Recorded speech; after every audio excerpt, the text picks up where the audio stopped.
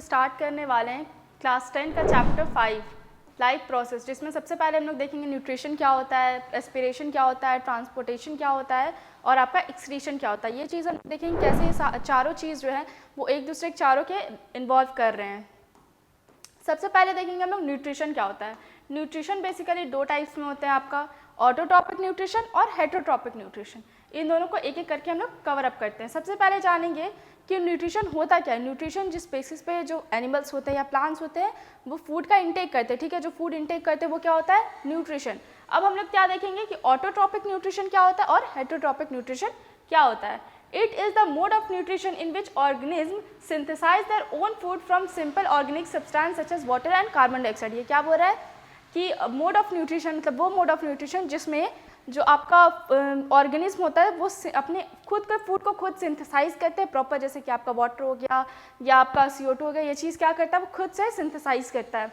Next, green plants और autotrophs क्या बोल रहा है कि जैसे कि ग्रीन प्लांट्स होते हैं, कुछ एग्जांपल्स जो ऑटोट्रॉप्स होते हैं वो क्या होते हैं, ग्रीन प्लांट्स। ग्रीन प्लांट्स क्यों ऑटोट्रॉप्स होते हैं, क्योंकि वो सिंथेसाइज करते हैं अपने फूड को खुद से, ठीक है। Next, photosynthesis is a physiological process by which plant cell containing chlorophyll produce the form carbohydrates. क्या बोल रहा है कि फोटोसिंथेसिस एक फिजियोलॉजिकल प्रोसेस है जिसमें जो प्लांट्स होते हैं वो क्या करते हैं, क्लोरोफिल मतलब उसमें chlorophyll containing chlorophyll produce food in the form of carbohydrates. क्या बोल रहा है कि कार्बोहाइड्रेट्स के फॉर्म में फूड को प्रोड्यूस करते हैं। Oxygen is released by as a by product, और यहाँ पे जो ऑक्सीजन होता है वो क्या कैसा होता है, as a by product release हो रहा है। सबसे पहले हम क्या देखें कि ऑटोट्रॉपिक न्यूट्रिशन जो होता है उसमें हम लोग देखते हैं कि ऑर्गेनिज्म जो होता है वो सेल्फ फूड बनाते हैं, ठीक है। फिर सेकेंड चीज़ क्या देखें कि इसमें जो आपका फोटोसिंथेसिस में क्या होता है कि आपका फूड जो प्रोड्यूस होता है in the form of carbohydrates होता है, ठीक है। Next, chlorophyll is the green pigment found in the green plants, और यहाँ पे क्या बोल रहा है, क्लोरोफिल जो होता है वो ग्रीन पिगमेंट होता है जो कि ग्रीन प्लांट्स में पाया जाता है। Chlorophyll is present in chloroplast, और क्लोरोफिल कहाँ पे प्रेजेंट होता है, क्लोरोप्लास्ट में। इट मीन्स हम लोग का जो लीफ होता है वो ग्रीन कलर क्यों दिखता है, जस्ट बिकॉज ऑफ क्लोरोफिल। और क्लोरोफिल कहाँ प्रेजेंट होता है, क्लोरोप्लास्ट में। Chloroplast is the membrane bound oval cell organelles. क्या बोल रहा है, क्लोरोप्लास्ट जो होता है वो मेम्ब्रेन बाउंड होता है, इस टाइप का होता है और ओवल शेप में होता है।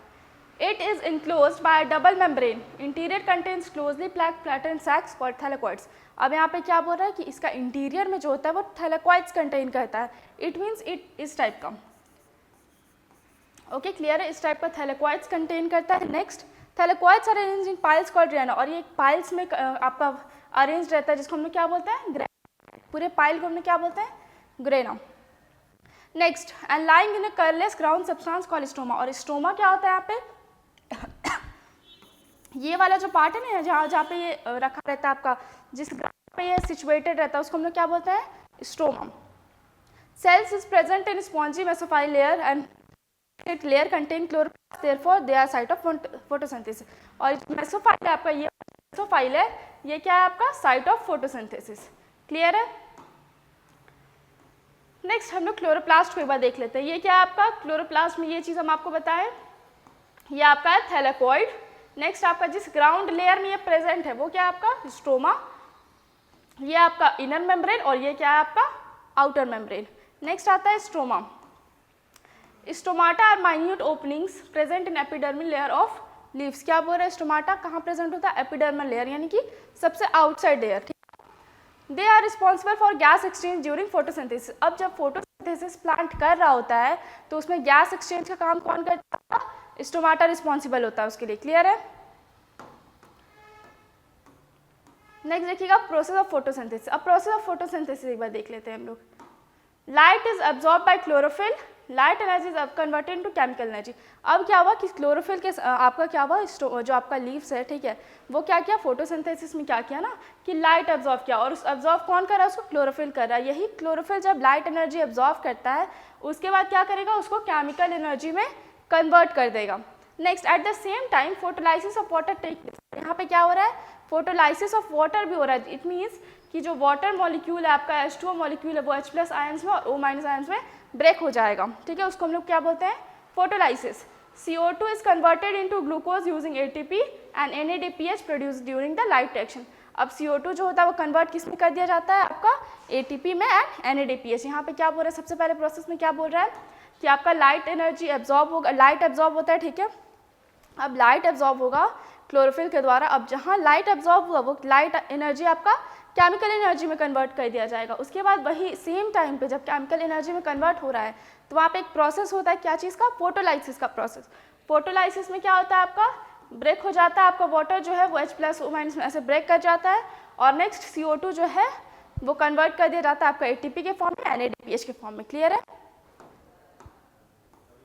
नेक्स्ट, अब हेट्रोट्रॉपिक न्यूट्रिशन क्या होता है? Heterotrophic nutrition which can not synthesise their own food, यानी कि ऐसे ऑर्गेनिज्म जो खुद का खाना खुद से नहीं बना सकते हैं। क्लियर है? जैसे कुछ एग्जांपल्स हैं, फंगाई, बैक्टीरिया, ह्यूमन बींग्स, ऐसे ऐसे कुछ एग्जांपल्स हैं जो कि हेट्रोट्रॉपिक्स में आते हैं। टाइप्स ऑफ हेट्रोट्रॉपिक न्यूट्रिशन, अब कुछ टाइप्स हैं जो हेट्रोट्रॉपिक न्यूट्रिशन में आते हैं। सबसे पहला है सेप्रोफाइटिक न्यूट्रिशन, दूसरा है पैरासाइटिक और तीसरा है होलोजोइक। सेप्रोफाइटिक न्यूट्रिशन में क्या होता है कि organism obtain their food from dead decaying plants and animals. यहाँ पे क्या बोल रहा है कि आपके जो ऑर्गेनिज्म है वो कहाँ से फूड लाते हैं, आपका डेड या डिकेइंग से। नेक्स्ट, पैरासाइटिक में क्या होता है, obtain their food from bodies of the other living beings. क्या बोल रहा है कि पैरासाइटिक जो होते हैं वो अपना फूड जो होता है वो अदर लिविंग यानी कि होस्ट के बॉडी से लेते हैं। क्लियर है? Usually parasites usually harm the host while obtaining, यानी कि जिस बॉडी से, जिस होस्ट से वो खाना खाते हैं उस होस्ट को वो हार्म भी करते हैं। Next, holozoic. Holozoic mode of nutrition in solid food, यानी कि जैसे कि एग्जाम्पल में देखा जाएगा ह्यूमन बींग्स, हम लोग किस पर आपका बिलीव करते हैं, आपका सॉलिड फूड या रॉ फूड पे, ठीक है, उस पर हम लोग सर्वाइव करते हैं। Which when undigested broken down to simple inorganic substance, यानी कि जब हम लोग उसको डाइजेस्ट करते हैं तब वो सिंपल इनऑर्गेनिक सब्सटेंस में ब्रेक करना पड़ता है उसको with the process of digestion. अब न्यूट्रिशन इन एमीबा, हम लोग एमीबा का न्यूट्रिशन देखते हैं। अब बेसिकली एमीबा में होता क्या है, आपका ये न्यूक्लियस है, ये एमीबा का स्ट्रक्चर है, ठीक है, और ये क्या है, फूड पार्टिकल है। अब यहाँ पे क्या देखते हैं हम लोग कि ये जो अपना सूडोफोडिया यानी कि फॉल्स फीड से क्या करेगा, फूड तक पहुँचने का कोशिश करेगा, ठीक है, ये अपना फॉल्स फीड की मदद से उस फूड को कैप्चर करने का कोशिश करेगा। और यहाँ पे जैसे ही आपका फूड पार्टिकल जो है वो कैप्चर हो गया तो कहाँ चल जाएगा, आपका फूड वैक्यूल में, ठीक है। और फूड वैक्यूल का क्या काम है, आपका सब्सटेंस इनसाइड, यानी कि जो आपका कॉम्प्लेक्स फूड है, जैसे मान लीजिए फूड जो है अगर कॉम्प्लेक्स फॉर्म में है तो सिंपलर फॉर्म में कहाँ कन्वर्ट होगा, आपका वैक्यूल में कन्वर्ट होगा और उसके बाद क्या कर लेगा, उसको इजिशन कर लेता है वो। क्लियर है? Next, nutrition in पारामीशियम। पारामीशियम में क्या होता है, food is taken in specific spot oral groove and the food is brought close to the oral groove by cilia present in the, और आपका वही पारामीशियम में देखिएगा तो सीलिया की मदद से वो आपका सरफेस में अटैच हो जाता है। क्लियर है? Nutrition in human beings. अब ह्यूमन बींग्स में कैसे होता है, ह्यूमन बींग्स में बेसिकली आप देखिएगा कि फूड जो है वो आपका माउथ में आता है, ठीक है, सबसे पहले माउथ में आया, एलिमेंट्री कैनाल हम लोग देखेंगे, माउथ में आया, माउथ में उसका टीथ का काम क्या होता है, फर्स्ट स्टेप टीथ का काम होता है च्यू करना, ठीक है, यहाँ पे पहुँचा टीथ के पास, वो वहाँ पे च्यू किया, टंग हेल्प करता है। नेक्स्ट आपका यहाँ पे जैसे ही पहुँचेगा तो सेलेवरी ग्लैंड एक्ट करता है, सलाइवा रिलीज करता है हम लोग का माउथ, जिसमें सेलेवरी ग्लैंड रहता है जो कि आपका 3 आपका सिक्रीशंस रिलीज करता है, पैरेटिड, सबलिंगुलर और सबमैंडिबुलर, ये 3 चीज़ आपका रिलीज करता है, जिसका काम क्या रहता है, आपका सेलेवरी ग्लैंड का सलाइवा में मिक्स करके फूड में जाना, ठीक है, और उसके बाद यहाँ पर आएगा और उसके बाद आपका स्टोमक में जाएगा। इस तरह से आपका प्रोसेस होता है, इसको हम एक एक करके यहाँ पे पढ़ेंगे। सबसे पहले क्या बोल रहा है कि the food is chewed and mix with saliva in the mouth with the help of tongue and teeth. अब क्या बोल रहा है कि जैसे ही फूड आपका माउथ में पहुंचा, आपका टीथ की मदद से च्यू किया जाता है और टंग की हेल्प से। नेक्स्ट क्या होता है, saliva which contain salivary amylase act as a starch present in food. अब क्या यहाँ पे जो सलाइवा होता है वो रिलीज करता है सेलेवरी एमिलेज, जो कि आपका 3 आपका सिक्रीशंस रहते हैं, ठीक है। Saliva is secreted by 3 pairs of salivary gland, और ये सलाइवा जो होता है वो सिक्रीट होता है, वो 3 पेयर ऑफ सेलेवरी ग्लैंड मिला करके सलाइवा रिलीज करता है। क्लियर है? The food is converted into small particles and made smooth by mixing into mucus and saliva, और उसको स्मूथ बनाने का काम, उसको आपका नीचे पास कराने के लिए, ओसोफेगस में पास कराने के लिए जो स्मूथ बनाने का काम किया जाता है वो कौन कराता है, आपका म्यूकस में मिक्स करके और सलाइवा में मिक्स इसलिए किया जाता है। और जैसे ही वो ओसोफेगस यानी कि यहाँ से पार होता है उसको हम लोग क्या बोलते हैं, बोलस।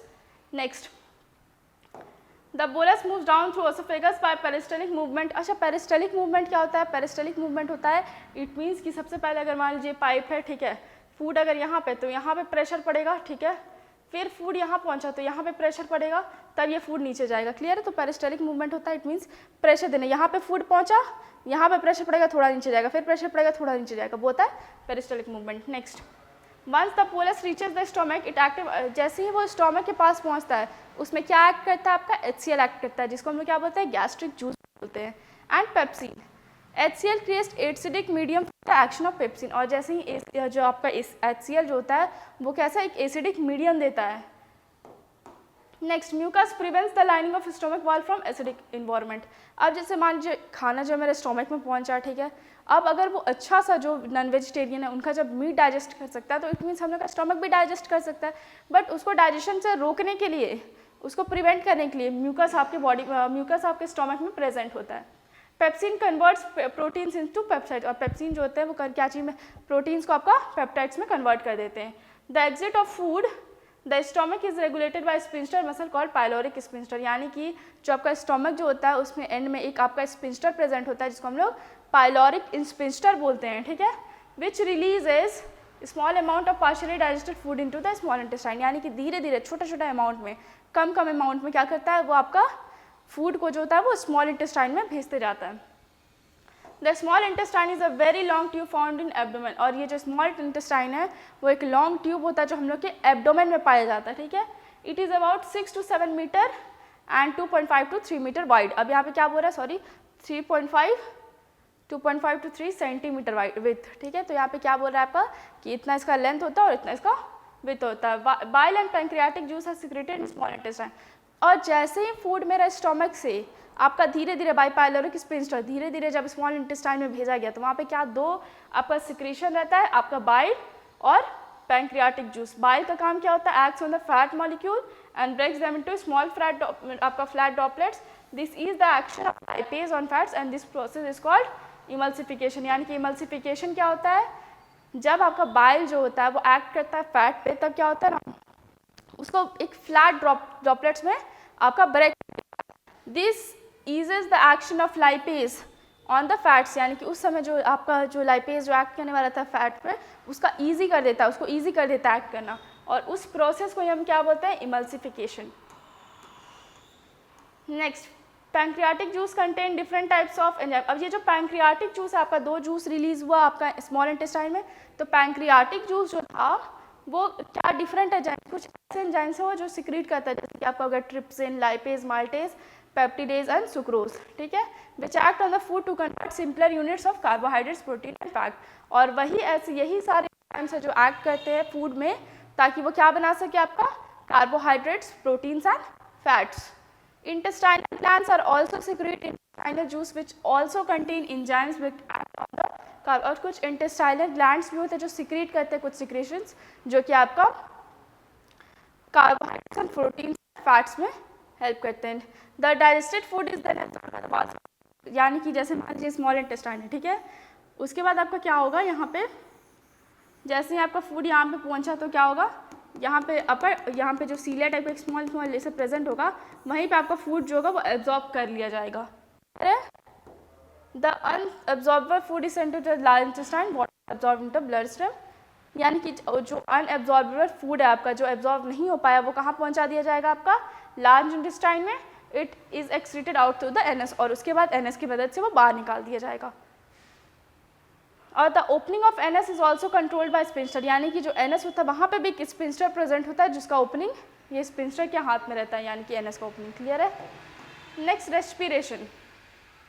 रेस्पिरेशन जो होता है आपका, रेस्पिरेशन क्या होता है, catabolic process of releasing energy from simple sugar glucose carrying out the various life process, यानी कि रेस्पिरेशन का मतलब क्या होता है, एक कैटाबॉलिक प्रोसेस है जिसमें हम लोग क्या करते हैं फूड यानी कि ग्लूकोज का ब्रेक डाउन करके उसको आपका CO2 वाटर और एनर्जी में कन्वर्ट कर देते हैं, ठीक है।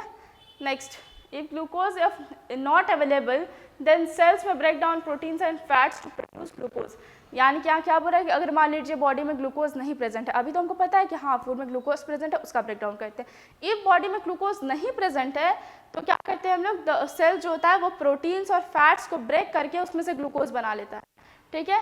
This glucose is then oxidise further to respiratory need of the cells. ये सारे अब हम देखेंगे एरोबिक रेस्पिरेशन क्या होता है। एरोबिक रेस्पिरेशन होता है एरोबिक रेस्पिरेशन होता है जो कि प्रेजेंस ऑफ ऑक्सीजन में एक्शन लेता है, ठीक है, जब वहाँ पे ऑक्सीजन प्रेजेंट हो। The process of aerobic respiration release CO2 water and energy. यहाँ पे क्या बोल रहा है कि जो आपका एरोबिक रेस्पिरेशन का प्रोसेस है वो क्या क्या रिलीज करता है आपका, CO2 water and energy. Next आता है आपका anaerobic respiration.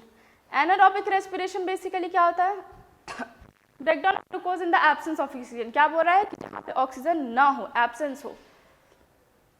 The process of aerobic result in the formation of ethanol acid along with the release of CO2 and energy.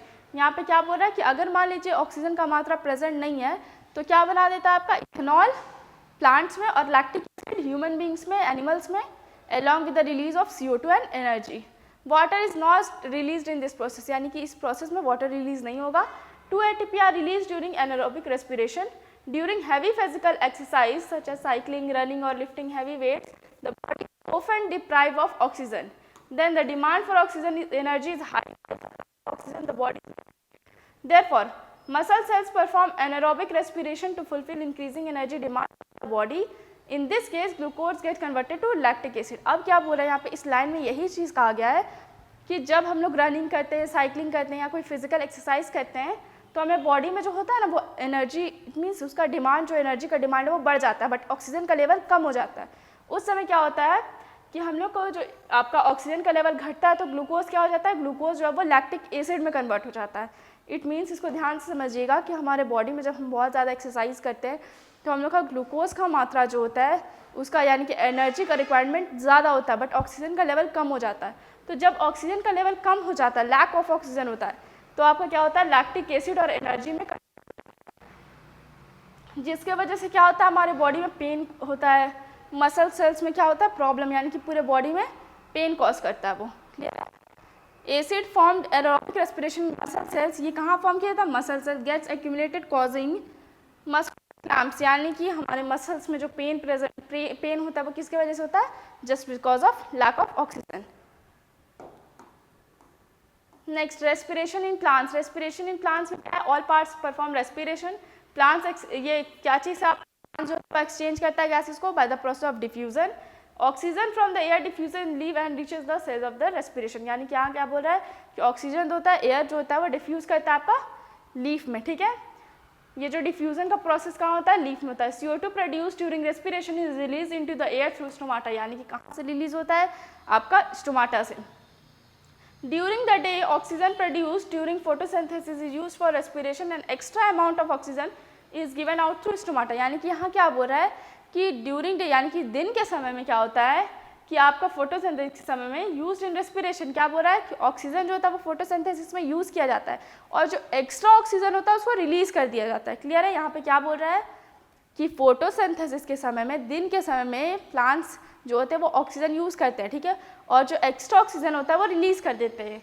The roots of plants take up oxygen from the air present between the roots and soil particles, और जो roots होते हैं plants के वो क्या करते हैं, soil के अंदर से जो ऑक्सीजन प्रेजेंट होते हैं पार्टिकल्स में, सॉइल पार्टिकल्स में, उसको आपका कैप्चर कर लेते हैं या फिर रख लेते हैं। इन stems the exchange of gases occurs through either stomata और लेंटिकल्स, और स्टेम में कहाँ से आपका आता है एक्सचेंज ऑफ गैसेज होता है, या तो आपका स्टोमाटा से होगा या फिर लेंटिकल से होगा।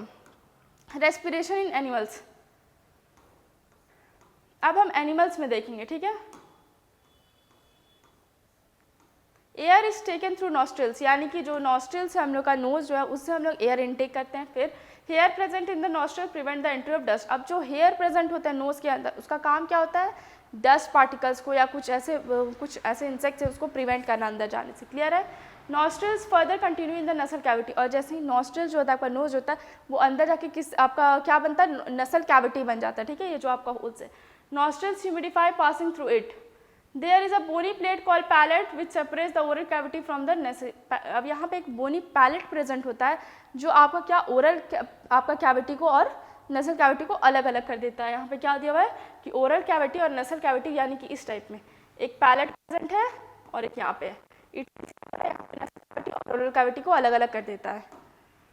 नसल कैविटी ओपन्स इनटू फेरिक्स, अब क्या बोल रहा है कि नसल कैविटी जो ओपन होता है फेरिक्स में, the pharynx is a muscular chamber acting as a common passage for wind pipe and trachea, food pipe और ओसोफेगस। ये क्या बोल रहा है कि आपका जो फेरिक्स है वो कॉमन पैसेज है, ठीक है, फॉर फूड पाइप के लिए भी, फॉर विंड पाइप के लिए भी। Next, it is connected to larynx through the slit like opening called glottis. अब ये लैरिक्स से कैसे कनेक्टेड होता है? स्लिट लाइक ग्लॉटिस से कनेक्टेड होता है, ठीक है। The larynx is also called the voice box और एडम्स एप्पल। और ये जो लैरिक्स होता है जिसको हम क्या बोलते हैं? वॉइस बॉक्स भी बोलते हैं, एडम्स एप्पल भी बोलते हैं। The larynx connects the pharynx to trachea. अब ये जो लैरिक्स है वो फेरिक्स को कनेक्ट करता है ट्रैकिया से, यानी कि विंड पाइप से, ठीक है। लैरिक्स जो है, जो कि आपका जो वॉइस बॉक्स है, वो आपका फेरिक्स को जो कॉमन पैसेज था उसको किससे आपका मिलाता है? कनेक्ट करता है ट्रैकिया से, यानी विंड पाइप से। The trachea shows the presence of cartilaginous rings. अब ये जो ट्रैकिया है ना, वो क्या करता है? कार्टिलेजियस रिंग्स, यानी कि इस टाइप में शो करता है cartilaginous rings.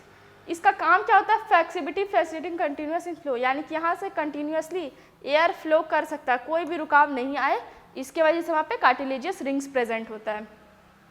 Inner wall of the trachea is lined by mucus membrane consisting of ciliated columnar epithelium.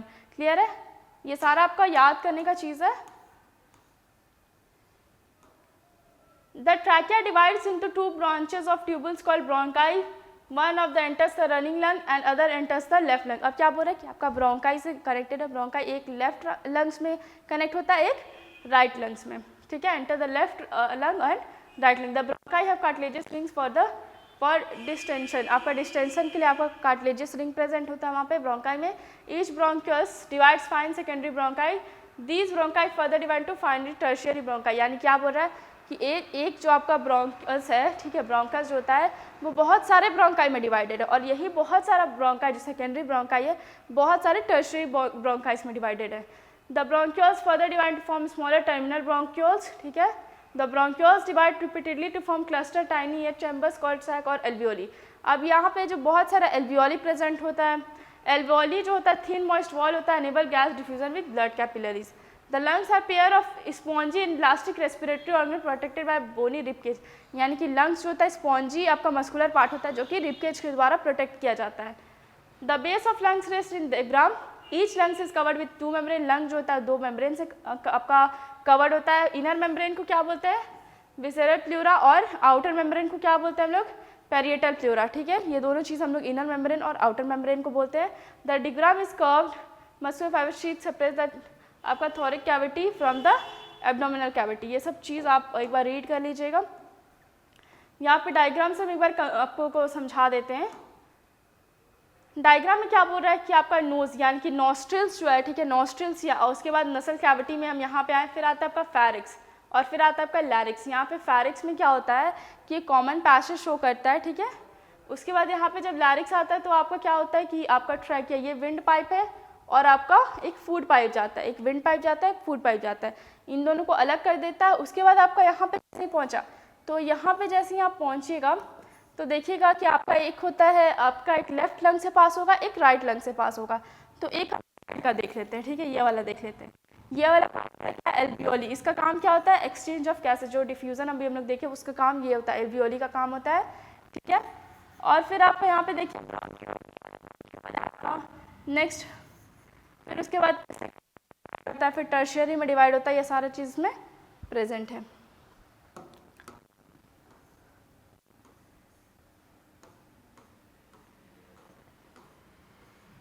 अब आता है आपका ट्रांसपोर्टेशन। ट्रांसपोर्टेशन बेसिकली क्या होता है?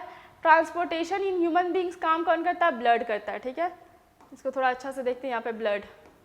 अब ब्लड जो होता है वो टू टाइप से बना होता है। पहला प्लाज्मा से और दूसरा है आपका ब्लड कॉर्पस, जिसको हम लोग बोल सकते हैं आरबीसी, डब्ल्यूबीसी और प्लेटलेट से।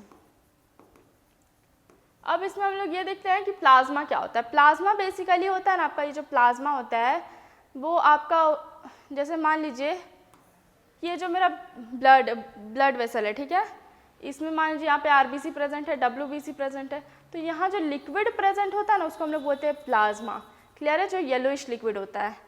अब हम देखते हैं यहाँ पे कुछ आपका डिफेंस मैकेनिज्म, ये देखिए यहाँ पे दिया हुआ है।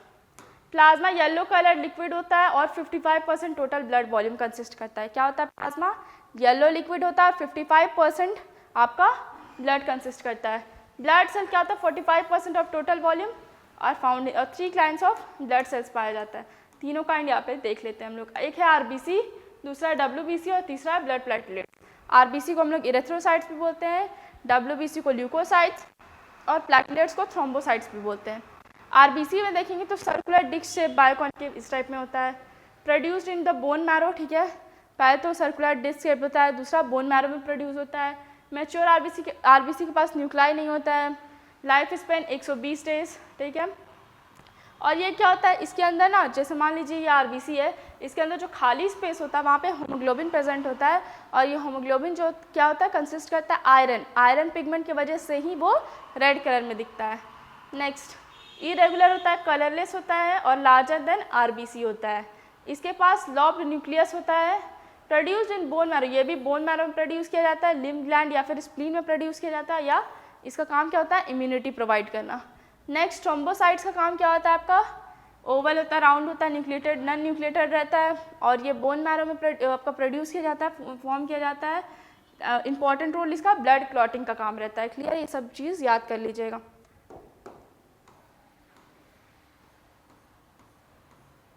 नेक्स्ट आपका आता है हार्ट। हार्ट का काम क्या होता है, हार्ट आपका कैसे काम करता है,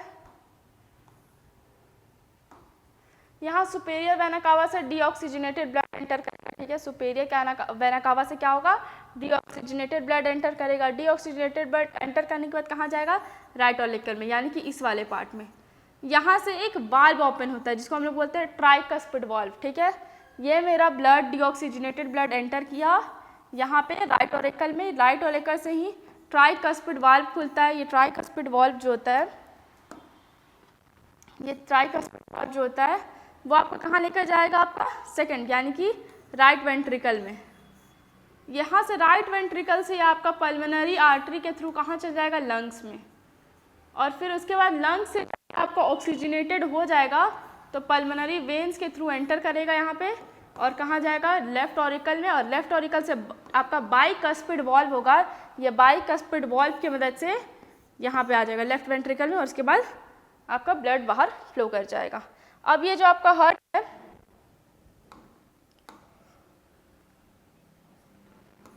ये जो आपका हार्ट है, इसका आउटर लेयर जो होता है ना, ये वाला लेयर जो है वो बना है आपका पेरिकार्डियम। पेरिकार्डियम जो होता है वो 2 लेयर से बना होता है, इसका आउटर लेयर को पेरिकार्डियम होता है, ठीक है। डबल मेम्ब्रेन पेरिकार्डियम से बना, और पेरिकार्डियम क्लियर है।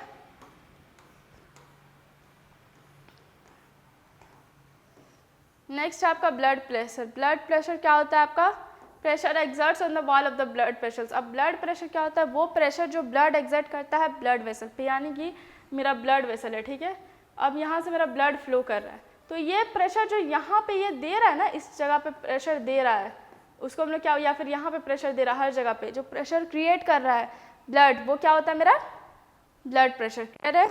अब रहता है मेरा सिस्टोलिक और डायस्टोलिक। सिस्टोलिक और डायस्टोलिक क्या होता है, blood pressure in the arteries during ventricular systole होता है, जिसको हम लोग सिस्टोलिक प्रेशर कहते हैं, और pressure in the arteries during ventricular diastole, उसको क्या बोलते हैं हम लोग, डायस्टोलिक प्रेशर कहते हैं। क्लियर है। नॉर्मल ह्यूमन बीइंग का बीपी कितना रहता है, आपका ब्लड प्रेशर कितना रहता है, 120/80 mm। क्लियर है। अगर मान लीजिए कि ब्लड प्रेशर अगर हाई है तो इसको बोलते हैं हम लोग हाइपरटेंशन, और अगर लो है तो हम लोग क्या बोलते हैं, hypotension.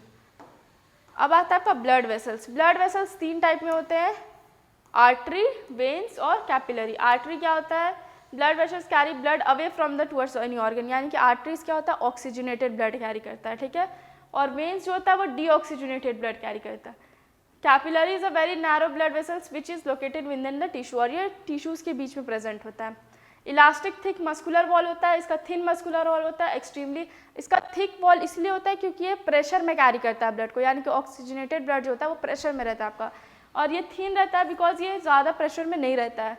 Narrow cavity through the blood flows, broad cavity through the blood flows. Veins have the valve present in the back valve, यानी कि वेन्स के पास ना वॉल्व होता है जो प्रिवेंट करता है बैक फ्लो, यानी कि मान लीजिए कोई आपका वेन्स है ऐसे, ठीक है, तो यहाँ पे आपका वाल्व प्रेजेंट है जिसकी वजह से ब्लड जो होता है वो वापस फ्लो ना करे, वापस से पीछे ना आए, ठीक है।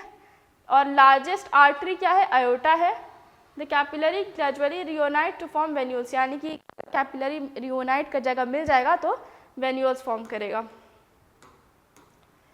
नेक्स्ट क्या है, capillary allow exchange of material such as nutrients, यानी कि कैपिलरी जो होता है वो अलाउ करता है न्यूट्रिशन का एक्सचेंज भी, मिनरल्स का एक्सचेंज भी, और आपका gases between blood and cells. अब आता है आपका lymph and lymphatic system.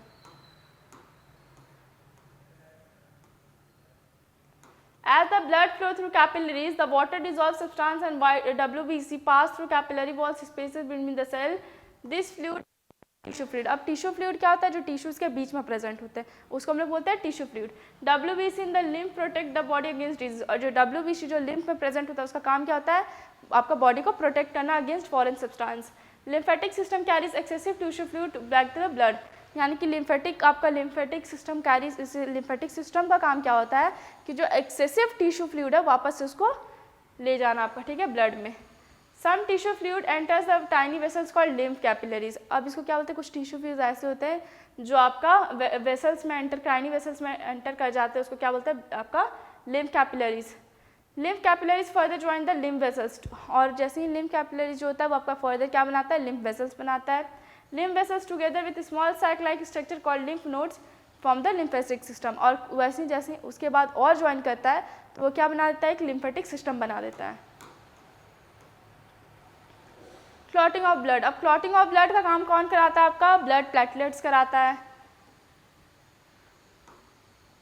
The platelets release the enzyme at the site of injury, जो आपका साइट ऑफ इंजरी है वहाँ पे आपका प्लेटलेट्स रिलीज कर देता है, ठीक है, रिलीज करता है एंजाइम को। This enzyme converts fibrinogen present the plasma to fibrin. अब ये आपका एंजाइम का काम, जैसे मान लीजिए जहाँ पे भी आपका चोट लगा या फिर जहाँ पे भी आपका इंजरी है वहाँ पे क्या होता है ना कि जो आपका प्लेटलेट्स है वो रिलीज कर देता है fibrinogen present in the blood plasma into fibrin, ये कन्वर्ट कर देता है फिब्रिन को फिब्रिन में। फिब्रिन फॉर्म्स फाइन मेश विच आरबीसी गेट ट्रैप्ड, और वहाँ पे क्या होता है कि आपका जो भी इंजर्ड पार्ट है वहाँ पे जितना भी प्रॉब्लम उसको आपका क्या करेगा, ट्रैप करके उसमें एज अ और उसमें आरबीसी को ट्रैप कर लेगा। अब कुछ हर्ट देखेंगे, कुछ आपके वर्टिब्रेट्स के, अदर वर्टिब्रेट्स के, जैसे फिश को देख लेते हैं तो 2 चैम्बर हर्ट होता है, 1 एट्रियम एंड 1 वर्ट्रिकल होता है। The heart pumps deoxygenated blood to the gills and oxygenation. The oxygenated blood from the gills is supplied to the body parts. अब क्या बोल रहा है कि हार्ट पम्प जो होता है deoxygenated blood को कैरी करता है, ठीक है, और जो आपका ऑक्सीजनेटेड ब्लड होता है वो गिल से सप्लाइड किया जाता है पूरे बॉडी में। एम्फीबियंस एंड रेप्टाइल्स, कुछ एम्फीबियंस और रेप्टाइल्स के बारे में देख लेते हैं। उनके पास 3 चैम्बर्स हार्ट होता है, 2 आर्टरी होता है, 1 वेंट्रिकल होता है। Due to incomplete division with heart oxygenated deoxygenated mix to the some extent, और कुछ एक्सटेंट तक मिक्स कर दिया जाता है। बर्ड्स का देख लेते हैं। बर्ड्स के पास 4 चैम्बर होता है, 2 आर्टरी और 2 ventricle. Left side is completely separated from the right side to prevent the mixing of deoxygenated. आपका बर्ड में क्या होता है कि आपका 4 चैम्बर्स होता है, लेफ्ट साइड और राइट साइड दोनों सेपरेटेड रहता है ताकि मिक्स ना हो जाए आपका ऑक्सीजनेटेड और डीऑक्सीजनेटेड ब्लड। अब आता है आपका ट्रांसपोर्टेशन। ट्रांसपोर्टेशन बेसिकली होता है आपका जाइलम या फ्लोएम की मदद से होता है। जाइलम क्या होता है, जाइलम में क्या होता है आपका बेसिकली कि water upward in the plant, वो कंडक्ट करता है वाटर को ऊपर ले जाने में। Strength through the stem, strength भी प्रोवाइड करता है। सेंटर ऑफ द प्लांट यानी कि सेंटर में प्रेजेंट होता है। Consist of tracheids and vessels, और ये बेसिकली ट्रैकिड्स और वेसल्स कंसिस्ट करता है। नेक्स्ट है आपका mechanism and transport of water and minerals. Enter root through osmosis, mineral ions enter the root cell by active transport, और एक्टिव ट्रांसपोर्ट की मदद से आपका जो आयंस है और मिनरल्स है वो एंटर करता है आपका। Both water and minerals move upward from the cell through the cortex by the आपका osmosis। अब यहाँ पे क्या होता है, sap which contains water। अब sap क्या होता है, लिक्विड या वाटर सब्सटेंस जो होता है। dissolved minerals move upwards from the root cell to xylem। the upward movement of salt is called ascent of sap। अब ascent of sap क्या होता है, जैसे xylem की मदद से जो वाटर ऊपर जाता है, upward movement करता है, उसको हम क्या बोलते हैं, ascent of sap। The xylem vessels root continuation of xylem vessels to the stem। अब क्या बोला है, xylem vessels जो होता है रूट का वो क्या करता है, xylem vessels of stem में कंटिन्यू करते जाता है। Next transportation. ट्रांसपीरेशन क्या होता है, ट्रांसपीरेशन होता है लॉस ऑफ वाटर, वो चाहे किसी मेथड से हो, ठीक है, या तो आपका स्टोमाटल मेथड से हो, लेंटिकुलर मेथड से हो, या क्यूटिकल मेथड से हो, ठीक है, बेसिकली आपका लॉस ऑफ वाटर ही होता है। अब आता है आपका phloem.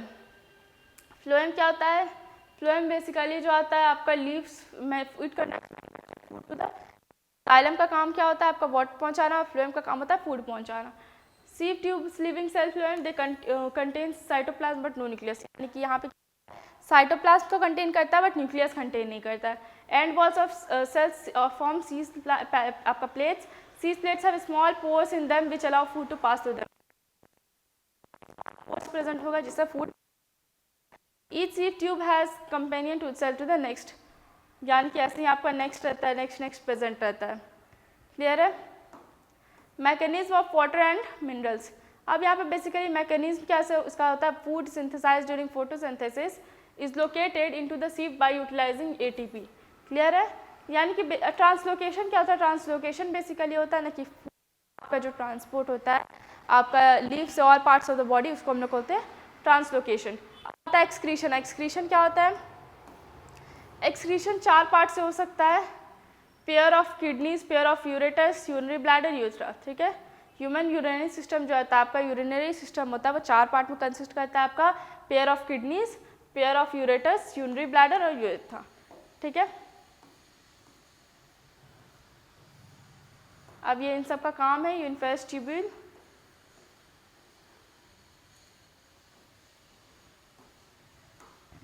Each kidney composed of enormous number of uniferous tubules known as nephron, renal tubes, kidney tubes। क्या बोल रहा है कि यहाँ पे आपका जो बहुत सारे आपका किडनी ट्यूबल से आपका प्रेजेंट होता है, enormous number of uriniferous tubules, जैसे कि आपका हो गया रीनल ट्यूब्यूल्स, किडनी चीज प्रेजेंट होता है। Malpighian tubule, each nephron has a Malpighian body and body of tubules, Malpighian is nothing cup shape, आपका Bowman's capsule in the shape tuft the blood capillaries. यहाँ पे बेसिकली हम लोग यहाँ देखेंगे कि अल्ट्रा फॉर्मेशन ऑफ आपका यूरिन क्या होता है, कि अल्ट्रा फिल्ट्रेशन और रीअब्जॉर्प्शन। इसमें बेसिकली आपका सारा चीज़ याद करने का है, बस आप इसको एक बार पढ़ते जाइएगा तो आपका क्वेश्चन बनते जाएगा। द इफरेंट आपका arteriole is narrower than the afferent arteriole which develops a hydrostatic pressure on the blood। ये चीज़ हम नेक्स्ट क्लास में देखेंगे। ठीक है?